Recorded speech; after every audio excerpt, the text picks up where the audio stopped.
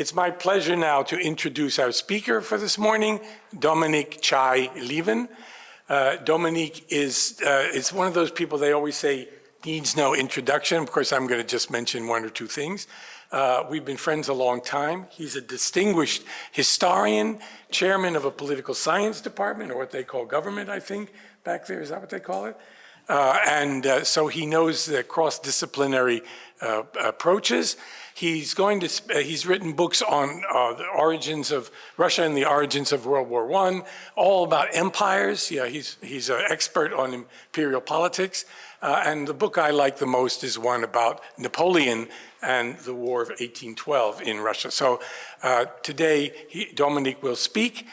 We have an hour and a half on imperial geopolitics in Eurasia and the world. Dominic, it's yours. Thank you very much, Ron, and thanks to Anna and everyone for making this possible.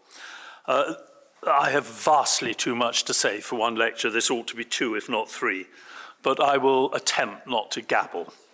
Also, not to keep you here till lunchtime. Okay, imperial geopolitics. Why don't I start off with just briefly explaining what I mean by empire.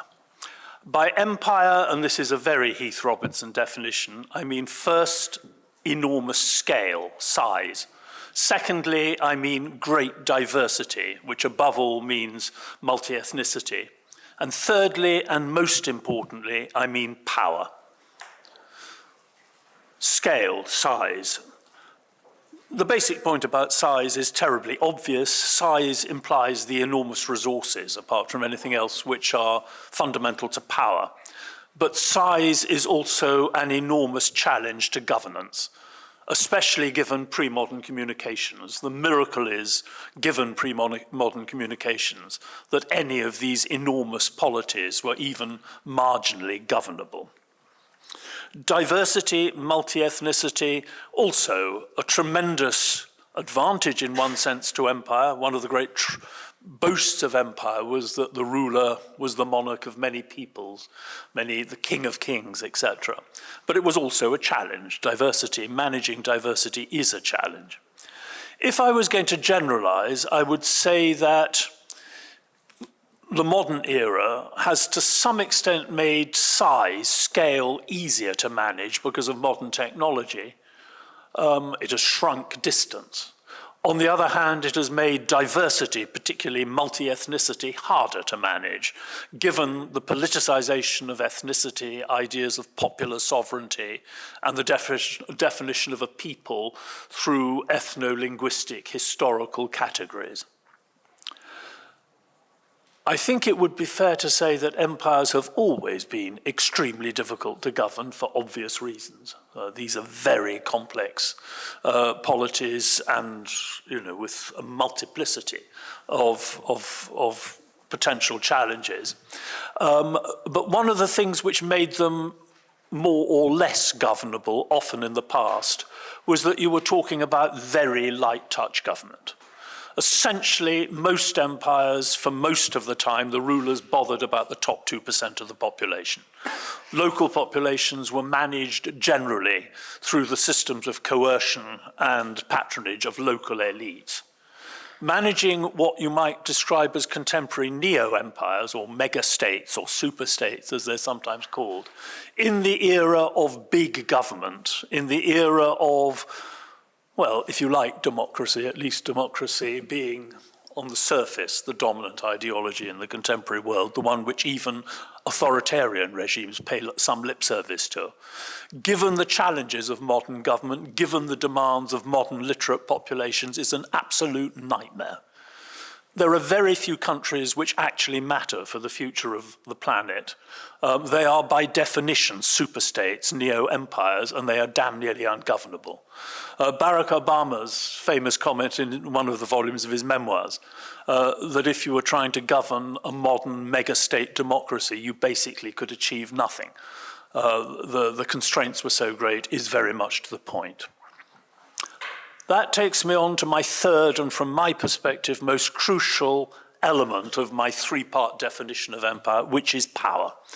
It seems to me that unless a polity is, or at least was, of enormous importance to the international relations of a large part of the world, it's not worth describing as an empire.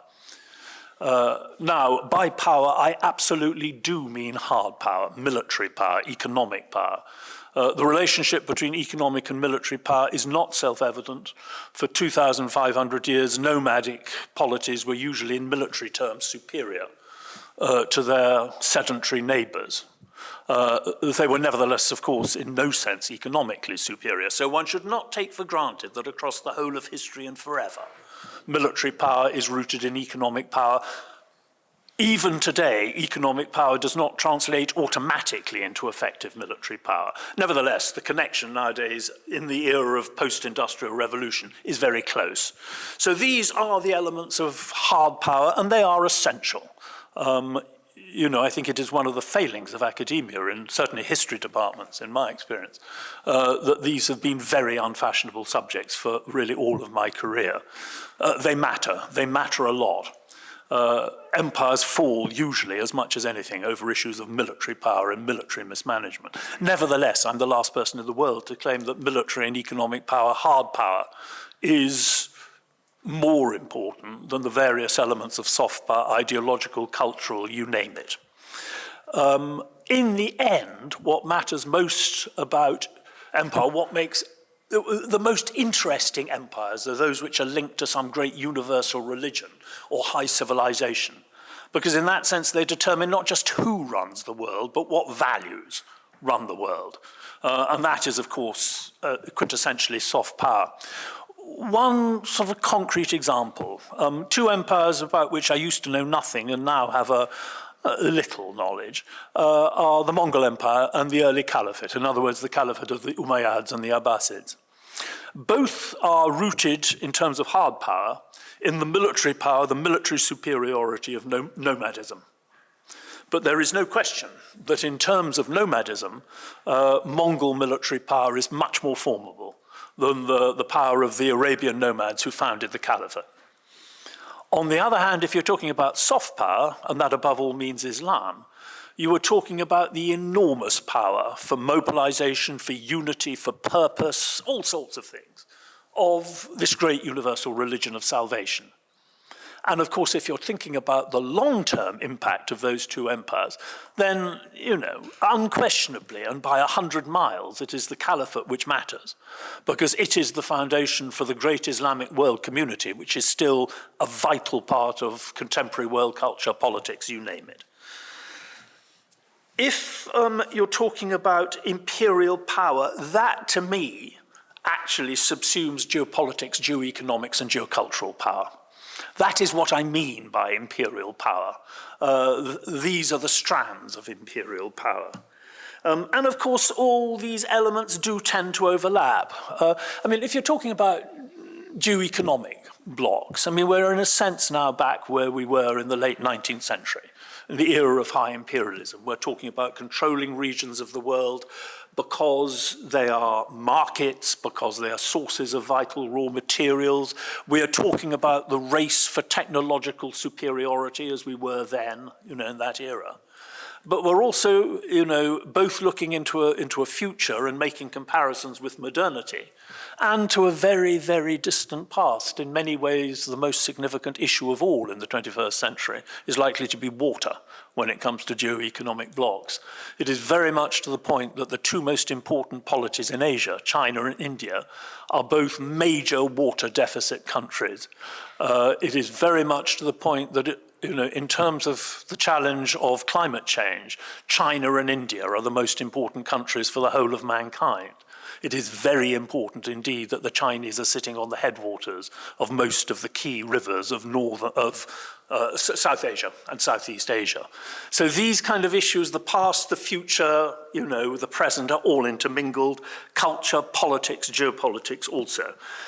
Again, if you're making long-term comparisons, one of the most important is that whereas 2,000 years ago, at either end of Eurasia, empire dominated, the Roman Empire in the west and the Han Empire in the east, whereas in the east, on the whole, empire has remained the predominant form of polity, in the west, multipolarity has dominated.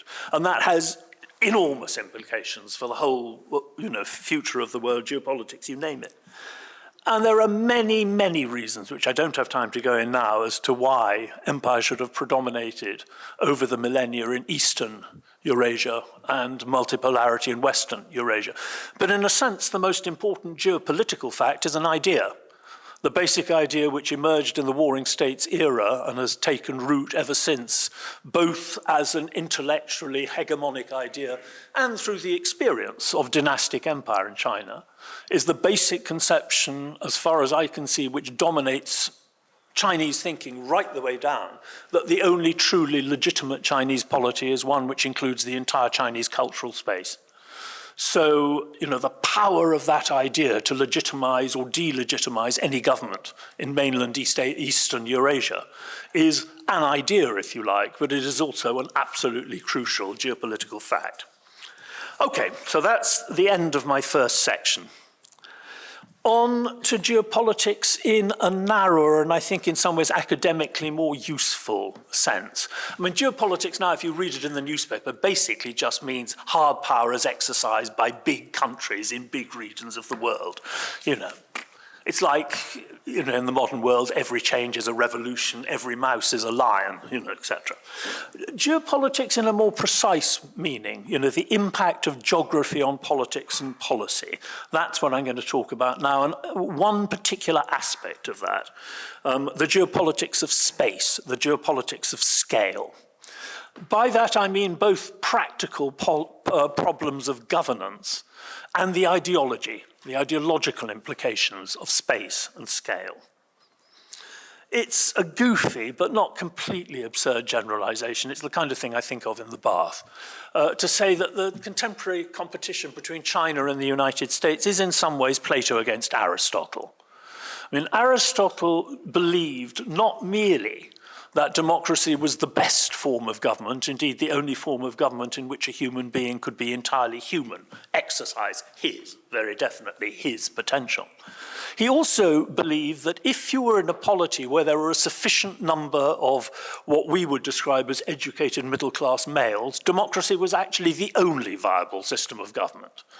I mean, in his politics, he is in fact putting forward what was the Washington consensus of the 1990s and early 21st century, and in a sense, that the idea which underpinned the American conception that they would bring China into a democratic, American-dominated world simply by contributing to its modernization. On the other side is Plato, who fundamentally believed that the best government was governance by philosopher kings. Either, as he said, kings must become philosophers, or we must train a ruling class to be philosopher kings. Training a ruling class, in his sense, was an ethical training. It was a training in the arts of governance. It was to some extent a professional training as well. It seems to me that in history, the best embodiment of the Platonic ideal of the guardian rulers is the Confucian and Neo-Confucian Chinese bureaucracy. And it also seems to me that though Xi Jinping is a Leninist, he's far less of a Marxist than Lenin was. And actually, increasingly, what you have in China is a modernized version of the rule of the Neo-Confucian bureaucracy. Now, I suspect that Confucius would be a bit appalled by Xi Jinping, but probably not quite as appalled as Aristotle would be by the American electorate, but we can argue that way both ways round. The basic point about Aristotle was, though, that he believed that democracy was only viable in medium-sized city-states. He thought larger scale, made democracy impossible.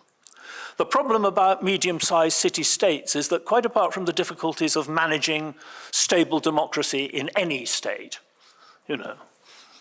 we have some awareness of that in our world, you also have the very obvious fact that medium-sized city-states cannot defend themselves against larger and more powerful external foes. That is true of monarchies. It is also even more and obviously true of empires. Attempts to create lasting confederations of city-states have never worked for long. And that, of course, is relevant now when we ask ourselves whether the European Union can ever realize its potential as one of the 4 or 5 superstates, superpowers in the 21st century. So on the whole, if you're looking at Eurasia, the history of Eurasia in terms of power politics has been the history above all of empire. And that has been a history of the rise and fall of empires. Very complex, each one with its own story, but fundamentally about the agglomeration of power through conquest, the agglomeration of resources, and then the enormous problems of governance. Once you've stopped expanding and you're trying to actually create stable systems of taxation and military power in these enormous areas, much of this boils down to building a stable alliance between the monarchy and various forms of landowning elites to share what you could politely call the peasant surplus and the proceeds of taxing international trade. Sounds wonderfully simple. It is, in fact, extremely complicated. A wrinkle on this is that, going back to what I said before, the predominance for 2,500 years of nomadic military power, most of the greatest empires of Eurasia are founded by what were initially nomadic war bands. That would be true, obviously, in the Middle East, the Seljuks, then the Ottomans. It's true of the Mughals. It's true of, to some extent, the Tangs, certainly of the Mongols, the Yuan, and the Manchus, the Qing. And there you have a specific, and in cultural terms, absolutely fascinating history, which is much of what I was writing about in my last book, In the Shadow of the Gods. Europe is the exception. Europe, by which I mean Latin Europe, sometimes called Western Europe. Partly because it is, for various reasons, beyond the range of the nomad. And therefore it evolves its own specific political, cultural tradition, as indeed does Japan, also just off the edge of nomad, beyond the range of nomads in Eastern Eurasia. Multipolarity in Latin Europe I've already mentioned. But multipolarity, which becomes in time the domination of the multipolar system by middle-sized monarchies, of which France is usually the most formidable. And the great, ideologue's the wrong word, the most famous justifier, if you like, legitimizer of the French monarchy, Montesquieu. Remember his argument that empire, because of its scale, requires autocracy. City-states can't defend themselves. The whole point about the monarchy, and of course for him he meant the French monarchy above all, is that it is of a sufficient scale both to provide power and to allow freedom, a system, as he put it, based on honor. But what he meant was aristocratic freedom. And of course, he had his own axe to grind, but you could see what he was talking about. In many ways, in the 18th century, the most formidable polities in the world did increasingly seem to be the European monarchical great powers. If you look actually at some of the work done on why the Industrial Revolution began in England, not China, an argument is often made that actually governance, matters including public debt, the whole lot, were just so much more easily arranged in a relatively integrated medium-sized polity than in vast expanding China. And the argument is also made that it is not a coincidence that the Industrial Revolution, when it moves to Asia, moves worse to island Japan, which is a sort of ideal nation state beyond the imagination of even your European kind of nationalist, for various obvious reasons. Look at the way in which, when Prussia conquers Silesia, which the Austrian Habsburgs had been governing, it gets 3 times the revenue without raising taxation. It's just easier with pre-modern communications in general to manage medium-sized rather than vast imperial polities. And I could go on and on and on about this. Therefore, for various reasons, the European medium-sized monarchy looks a pretty formidable power political factor, but also one which can combine power and freedom. And the English, become the supreme model of this. But of course, part of this power is increasingly also that these medium-sized monarchies in Europe then begin to conquer empires overseas. And by the second half of the 19th century, as we move into what is sometimes called the first era of mobilization, the growing sense emerges that actually the medium-sized monarchy, the medium-sized proto-nation state is not enough. You've got to be an imperial nation state. And that perception is, triumphs for a number of reasons, complicated, of which I will only be able to mention 3. End of second section. Yeah, I'm just about winning. The first is globalization itself. It is the increasing sense that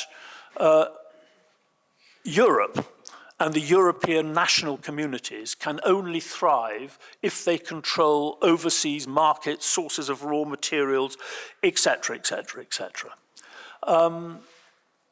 Think of the arguments which went into the obsessive German debate about Weltpolitik at the end of the 19th century. The argument, for instance, that whereas in 1830 Germany had been largely self-sufficient as regards food, it drew most of the raw materials it needed from within its own borders. Now German prosperity demanded conquering markets in South America, getting raw materials in from here, across the world, etc., etc., etc. The argument which was behind, for instance, the construction of the High Seas Fleet, an essential defense of Germany's overseas commercial, financial, manufacturing interests, whose defense was essential to the prosperity and future of the German people. And this also becomes, by the late 19th century, a competition, as it said, to plant your flag. Since a number of great powers are competing to control the globe, the amount of, in inverted commas, free space is shrinking. Get your flag over a territory now before someone else pinches it, not least because you don't know whether or not that territory is going to be valuable. Technology is changing with such speed that what looks like a swamp today may actually turn out to be a very important source of raw materials tomorrow. The classic example of this is the British in southern Africa.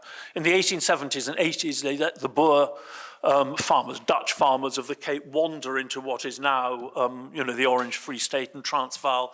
Who gives a damn? These peasants are a nuisance. They're wandering off, and they're going to farm. Then, of course, you discover they've wandered off into what is the richest treasure trove of gold and diamonds in the world. And having let these people go, the British then fight a very nasty and very expensive war in 1899 to 1902 to bring them back into the empire. Partly because they know damn well that if these states become truly independent, just as Germany is beginning to push itself into Africa, the whole British position in southern Africa may come unstuck. So the argument for getting your flag everywhere because you've got to keep someone else out because you don't know when an area is suddenly going to become strategically important. It is also not just a question, of course, that the gold and diamonds are there, but that deep mining technology has evolved sufficiently in the last 30 years to get it out. Well, alarm bells should be going off because this is the struggle nowadays for, Earths and this and that and that and that and that and that, which, is obsessing the newspapers. Dominate AI, control water, all the issues which I've already briefly mentioned. So globalization is one reason why the name of the game is becoming empire again in terms of power. The second and more important is technology. Technology shrinks space. Above all, this means the railway, the telegraph, refrigeration, you name it. Remember Halford Mackinder, the first great British geopolitician. He argued that modern technology now made it possible to colonize, exploit the heartlands of continents. He believed that that would enable land power to once again reassert itself after 300 years in which the globe had been dominated by sea power. In the Russian case, this is to do with railways and the ability to link iron and coal resources through the railway. But each empire is slightly different, but the basic issue is a simple one. Modern communications totally changed the geopolitics of land power and sea power, in the opinion of John Seeley, of Halford Mackinder, and indeed a whole slew of German geopolitical thinkers as well. And then there is the third and possibly the greatest reason why the name of the game for European statesmen and public intellectuals seems to be empire, and indeed for Japanese ones as well. Given the rise of the United States, given the fact that the United States has survived the great crisis of the 1860s, which most European conservatives thought would lead to the demise of the United States and therefore of the democratic model of imperial power, It is self-evident by 1900 that having survived that crisis and then gone in for 2 generations of breakneck demographic and economic growth, the United States is going to be potentially a power on the scale that no purely European nation state can match. The only way to match American continental scale resources, etc., is to have continental scale and resources of your own, and that is only possible through empire. And that is the fundamental geopolitical foundation for the so-called age of high imperialism. And again, I mean, the basic thinking is, after all, correct. Who do we talk about? Which polities do we talk about as potential superpowers today? China, the United States, India, the European Union, perhaps, etc., etc. But there is a howling great contradiction. At the same time as empire appears to be essential to international power, in domestic politics, the most effective means to consolidate a community, legitimize government, create a polity in which citizens feel a sense of solidarity and obligation both to each other and to their government, seems to be the nation. The power of the nation, usually rooted in conceptions of language, ethnicity, history, sometimes also of citizenship, seems to be the way to create an effective polity committed to an effective state, legitimizing that state. This seems to be the lesson of 19th century European and global history. So you've got a problem. How do you actually combine the international power of empire with the domestic power and legitimacy of the nation, given the fact that by definition empires are enormous, usually multi-ethnic, and therefore at cross purposes with the principle of the nation? Remember that nationalism is certainly cultivated by elites and governments.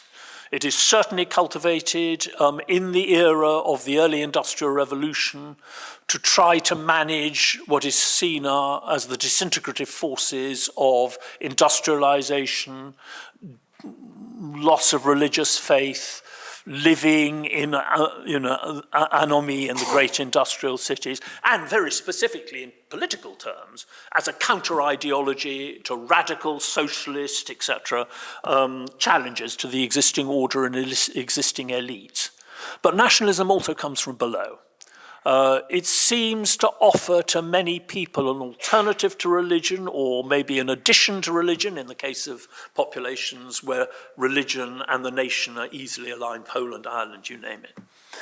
It seems to offer to individuals bewildered by the tremendous changes as they're ripped out of their villages and pushed into the rather anomalous cities of the Industrial Revolution, some sense of community, some sense of purpose, some sense even of immortality. I may die, but the nation to which I belong will live forever. Some degree of heroism, some cause to which I can sacrifice myself. You know, we live very short and rather humdrum and meaningless lives. The search for purpose, the search for something bigger than ourselves is almost inherent in the existence of conscious human beings. I mean, personally, I think dogs have a happier existence. A well-treated dog is happier than most human beings, but that's a separate rabbit hole I won't disappear down at the moment. So you've got this problem. And if you're looking at it from the perspective of the rulers, one answer to the problem is to try to turn as much as possible of your empire, the core of your empire, into what you might describe as a nation, defined in ethno-linguistic, historical terms. This is Russification in the Russian Empire, if you like, and above all, the determination that Ukrainians and Belarusians will, in political terms, remain Russian in their thinking, not form separate nationally conscious communities. One wrinkle on this in the British case is the attempt to create Greater Britain, Seeley's great dream, a greater white British nation made up of Canada, New Zealand, Australia, South Africa, and Britain itself. The white colonies coming together into a Greater Britain, to some extent on the model of the United States as a sort of federal union. And there are many, many other variants of this. NB Why is it that China is a superpower now? It is because China is not just the greatest and oldest of all the imperial traditions. It is, of all the great empires, the one which has come closest to achieving the goal of turning the core of the empire into a nation. The first time I ever went to South China, I remember my extreme excitement in going through these minority Miao villages and actually seeing the process in front of my eyes as Miao peoples are being transformed by the state system of education into Mandarin-speaking Chinese citizens. It's as if the Roman Empire had survived in Europe for 2,000 years, and I was out in deepest Romania watching an imperial school system turning Romanians into Roman citizens. Wonderful stuff, fascinating, but the source in many ways of Chinese power and legitimacy. An alternative vision was to try and either preserve or create some sort of supranational identity vision which would consolidate a community. And that, after all, to some extent is what the last viable Sultan of the Ottoman Empire, Abdul Hamid II, is attempting to do through his pushing of the Caliphate and Islam. He is correct in believing that actually once you're shedding Christians, which seemed inevitable, and once you're ruling over Turks, Kurds, and Arabs, the only way out is to appeal to some supranational religious universal identity, which is what he's trying to do. Not, it has to be said, very effectively and extremely brutally, but still, of course, by far the grandest and most exciting attempt to counter nationalism by creating some great supranational identity is the attempt to create a modern, effective, socialist modernity, which will have all the advantages of modernity, but will be fairer, et cetera, which is the Soviet Union. This is the webs, we've seen the new civilization and it works. And it's exciting. I won't go say anything more about it now. But I've already mentioned China. You can see just how this sort of basic issue of trying to combine empire and nation resonates when you think of the contemporary United States and its challenges, or the challenges facing the European Union. One of the most obvious challenges, and this again is to go into a slightly different section of the talk, is precisely the issue of minority nationalism. It's all very well when you're the ruler of an empire trying to consolidate as much as possible of the core into a single nation. And if you're a Russian leader in 1900, you may still be relatively optimistic that you can do that. When it comes to Belarusians and Ukrainians, you will be harder pressed to believe that you're ever going to turn Poles or maybe even German minorities into willing subjects of the Russian Tsar. So you have the issue of minority nationalism. And of course, minority, once you're talking about the European overseas empires, it's not minority nationalism. It's the nationalism of the great majority of the populations over whom you rule. And much of 20th century history is the struggle between variants of empire and variants of nationalism. My personal obsession, on which I've written 2 books, is the First World War. And one of the reasons I am a great insomniac is that I sometimes believe right now that I'm living in the winter of 1913-14. There are ominous, ominous echoes. So I'll take you back to this foundational crisis of the First World War, of the 20th century, which is the First World War, and initially look at it through the prism of empire against nation. Again, as I say, I've written 1,000 pages on this twice or whatever, so and I'm now going to sum it up in 2 minutes. But still, you probably know that the immediate run-up to the war, the so-called Balkan Wars of 1912 to 13, which establish or expand independent Christian nation-states in the Balkans at the expense of the Ottoman Empire. From the perspective of the rulers in Vienna, this is an immediate challenge to them, both ideological and geopolitical. not least because the two biggest winners of the Balkan Wars, the Serbs and the Romanians, both have big minorities within the Austro-Hungarian Empire, which the Serbian and Romanian governments and Serbian-Romanian nationalists see as their future territory. And the Austrian monarchy is facing increasing problems managing the issue of multi-ethnicity at home. So already it's all there in the documents. You know, if you look, it takes you the patience to read something like 10,000 pages or 8,000 pages of Austro-Hungarian documents. But it's all there. In September 1913, the Austro-Hungarian Council of Ministers, Joint Council, says, look, we must take the first opportunity excuse to destroy Serbia as an independent power. They've made that decision then. You can trace it. The assassination at Sarajevo is the excuse, and they go for it. You know, that's the first origins of the First World War summed up in 2 sentences. The point to note, though, is that at exactly the moment when the battle between nationalism and empire is just about to tip the whole of Europe over into catastrophe, the same challenge in the form of the Irish question is paralysing British politics and looking as if it is going to bring on a civil war in Ireland.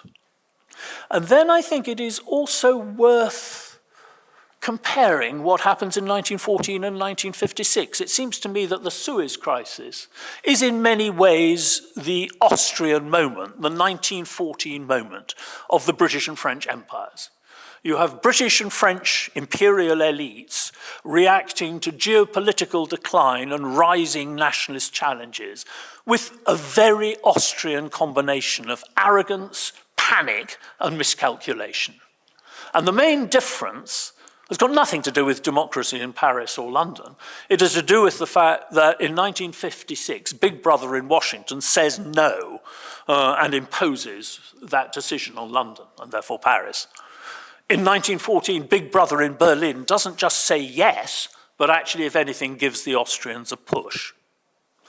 And so, what I've been talking about so far is what I see as the first of the 2 great structural reasons for the First World War, which is empire and nation. And what I'm going to talk about now, briefly, is the second, which is realpolitik and balance of power. Why did the Germans say yes? Why did they give the Austrians a push? And so just to make you happy, I'm going to race back 2,000 years to try and put this into context in, again, 2 sentences. You know, the basic point since the fall of the Roman Empire and since the rise of Islam is that Latin Europe has been very much number 3, if that, in the scale of civilization and power, with the Chinese and the Islamic world competing for the top position, the Chinese usually number 1. The basic point about Western Europe is that it's hemmed in. It's got the steppe nomads to the east and Islam to the south. It's boxed in. Then you have the explosion of Europe into that greatest of all highways, greater than the highway of the steppe, the great Eurasian plain, which is the ocean.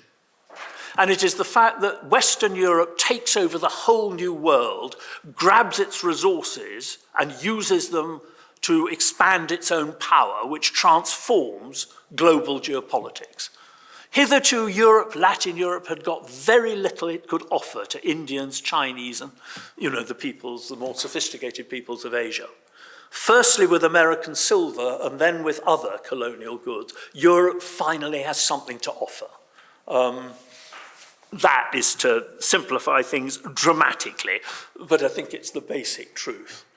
When you date European predominance in the world is a matter of dispute. I don't think many people would deny that by the second half of the 18th century, Latin Europe, Western Europe, well, including the Russian Empire, but I'll talk about that later, are the dominant, the most powerful polities in the world.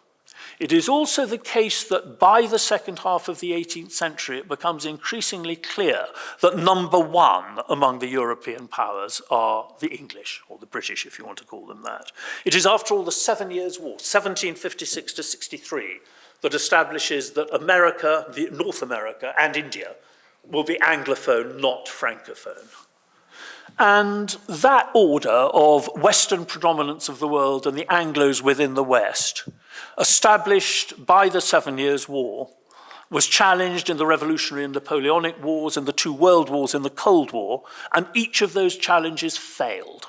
And the most basic reality of the world we live in now is that we face another major challenge right under our noses, and that on the whole, I would say, the West and the Anglo world is, in relative terms, weaker than it was in the Cold War, in the two World Wars, and in the 19th century.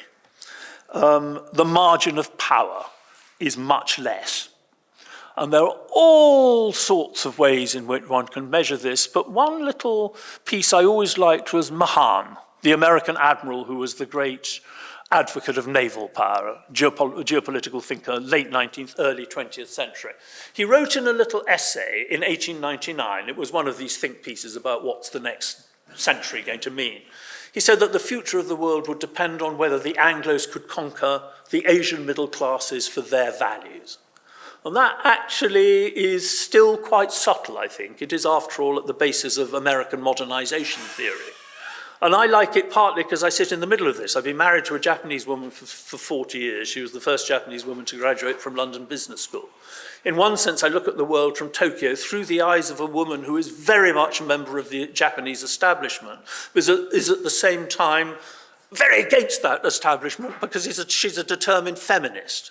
And actually, the issue of whether Asia and the Asian middle classes are conquered for Western values is not the same as the question of the role of women in the world, but it is very, very closely connected to it.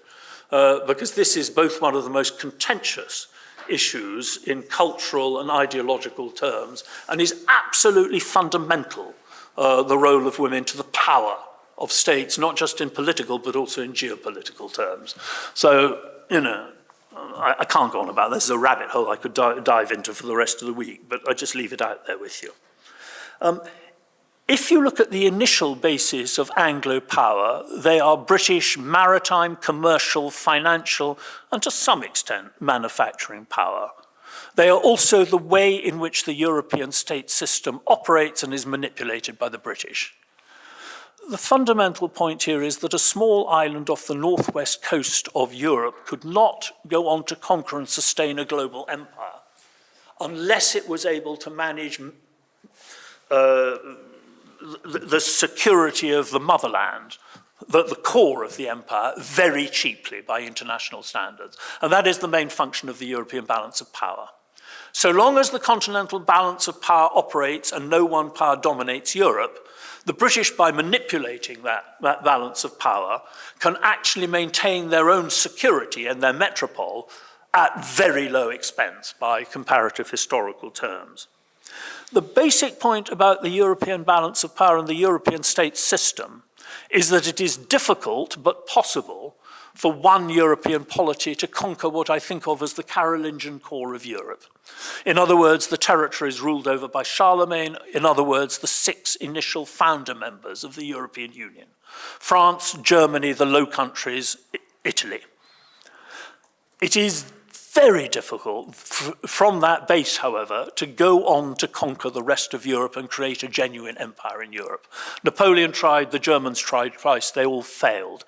The basic problem is that to mobilize sufficient resources from the continental core to conquer the 2 great peripheral power centers in Europe, Britain beyond the Channel and Russia beyond the Polish and Belarusian plains and swamps, is an immense challenge.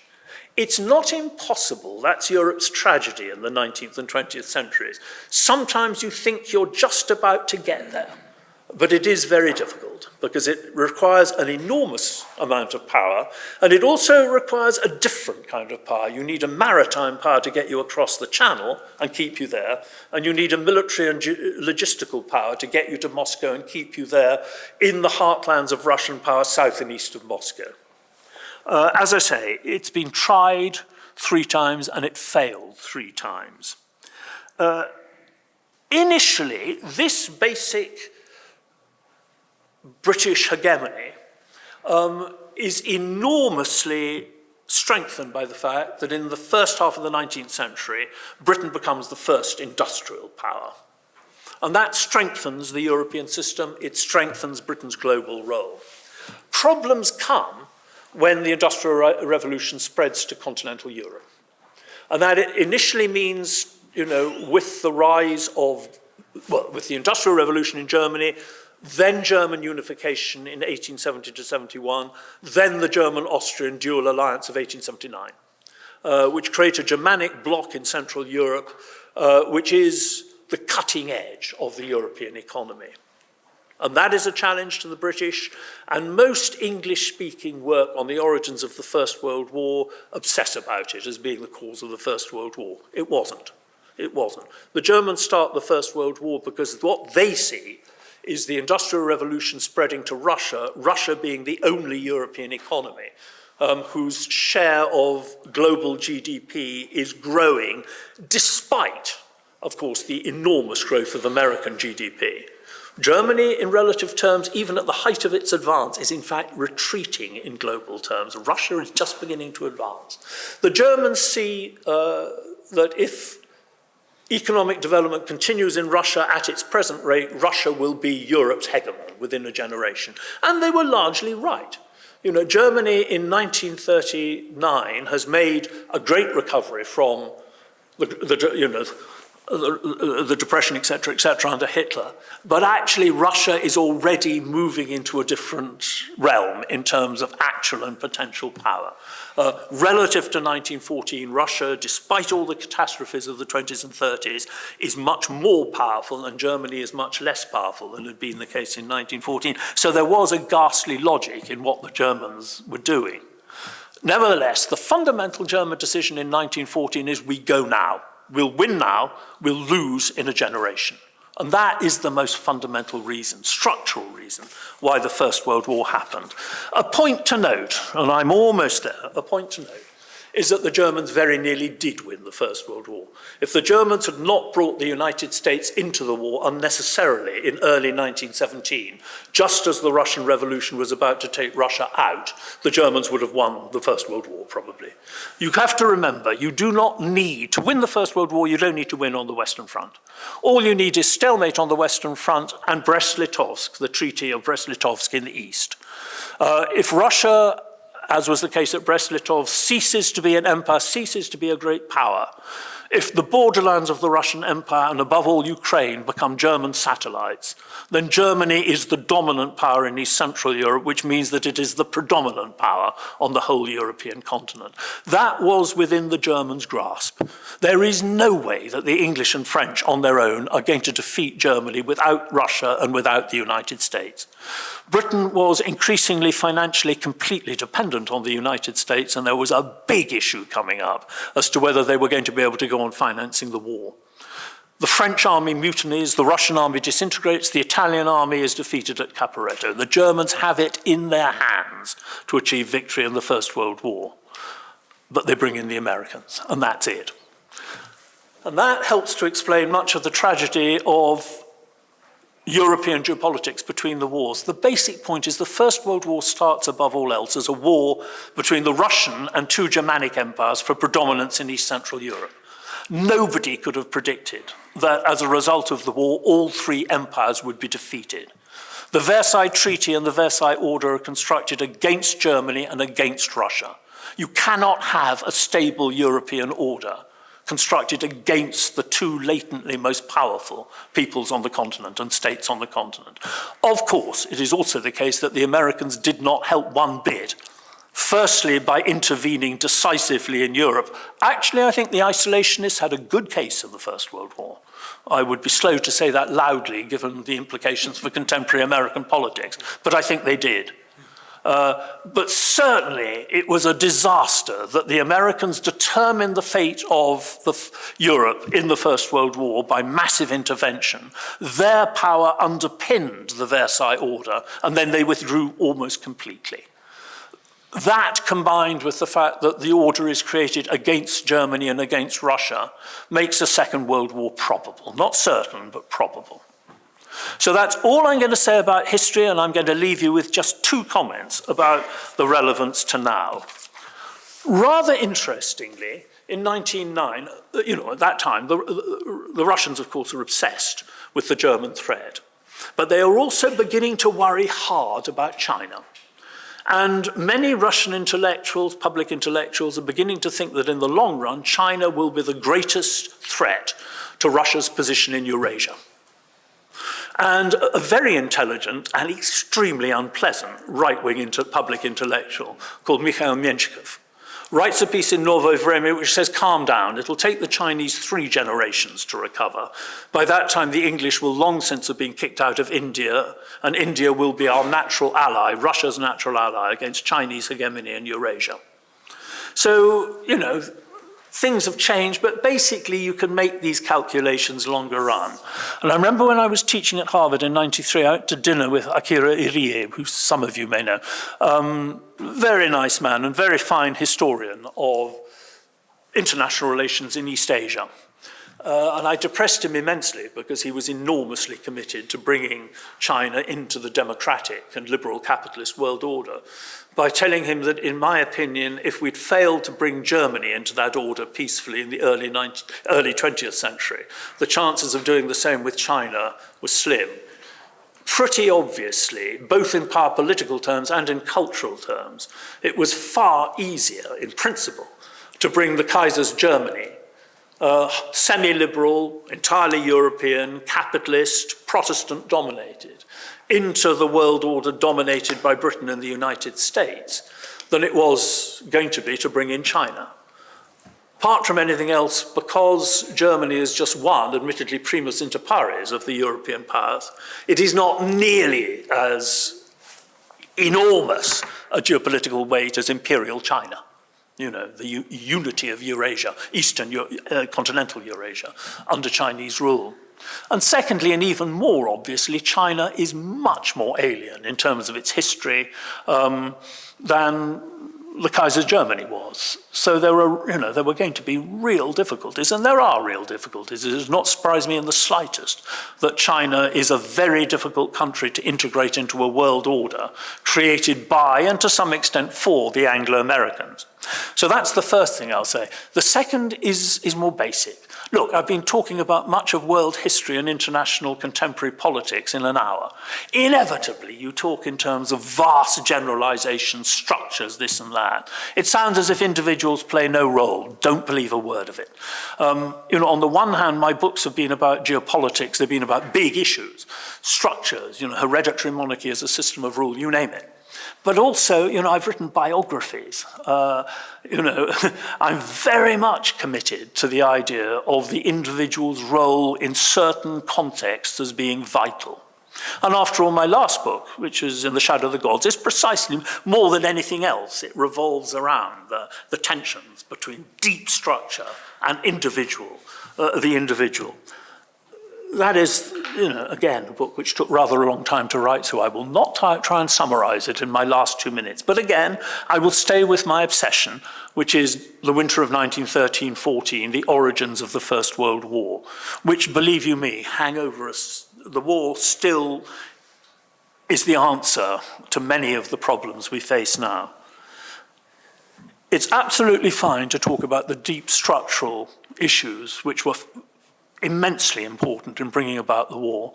But you do have to remember that in the July crisis of 1914, not more than 10 people mattered in Europe. And actually, since the key decisions are made in Berlin, you take 10 down to 3. One of them is the Chief of the General Staff, General von Moltke. One of them is the German Emperor King of Prussia, William II. And the third is Theobald von Bethmann-Hollweg, the German Chancellor. And of those 3 people, actually only one really matters, which is Bethmann-Hollweg. Moltke says the same as he's always been saying, that from the military perspective, go now. We will win now, we will lose in 10 years' time, 20 years' time. The Kaiser, who is, of course, in the end, the ultimate decision maker, actually does nothing without asking Bethmann first. So Bethmann is the key person. In 1913, 1912 to 13, when there'd been a succession of crises caused by the Balkan Wars, Bertmann had been the key figure for peace in Berlin. He had been the person holding back the Austrians, holding back the army, calming down the Kaiser. In the summer of 1914, he takes the opposite line. Why? Why is this individual taking the opposite line? And there are a number of reasons. I mean, one of them I like, and I think it's partly true, is that in the armaments race, which was hotting up in Europe, Prussia-Germany was at a great disadvantage because of its fiscal federal system. To have any chance of keeping up with Russian and French rearmaments, they'd had to put through a wealth tax, which, as you probably know, is of all taxes the most difficult politically. And Bethmann Hollweg had almost died of a heart attack forcing that through. The Prusso-German political system was even more dysfunctional than the contemporary political system of the United States. Because not merely did you have all the divisions between institutions, you name it, but actually you had an executive which was legitimized through prescription and divine right, fundamentally, up against a legislature which is based on contemporary democratic ideas of representation. So, I mean, it is an immensely difficult system to manage. Bethmann was an infinitely, in inverted commas, better man than Putin and Xi Jinping, let alone Trump. This was in some way within the context of his time and class. This was a man of decent Christian values, etc., etc. But he was not a natural politician. He found the strains of government increasingly unbearable. And then you have to remember that to sustain himself, both in life in general and his position as, leader in particular, managing this, the Kaiser is not quite as bad as the American electorate, but he is almost as difficult to manage and almost as difficult to, persuade to reason. Bethmann is increasingly traumatized. Then his wife dies. His wife died a month before the war, a month and a half. He was dependent on her, both for his inner stability and for his ability to actually manage all the other impossible people in the neighborhood. I think something snapped. Now, I knew his granddaughter well. She was a great friend of my aunt at Christie. She said this to me. And at the age of 25, or in my 20s, I thought, poo, this is all a lot of nonsense. This is family. I'm less convinced now. You can't divorce the statesman from the individual human being. The most important decisions, the life and death decisions, which send millions and in the contemporary world possibly billions of people to their death at the sharpest end of international politics, will be made in rooms with one or two people. They always were, they always will be. That is in the nature of power at its sharpest at the geopolitical end. It is, of course, terrifying and ridiculous that the death of European civilization in 1914 and the death of millions of individuals has a great deal to do with the death of one woman and her husband's inability to cope with his job without her. Doesn't mean it isn't necessarily true. And that's where I'll stop.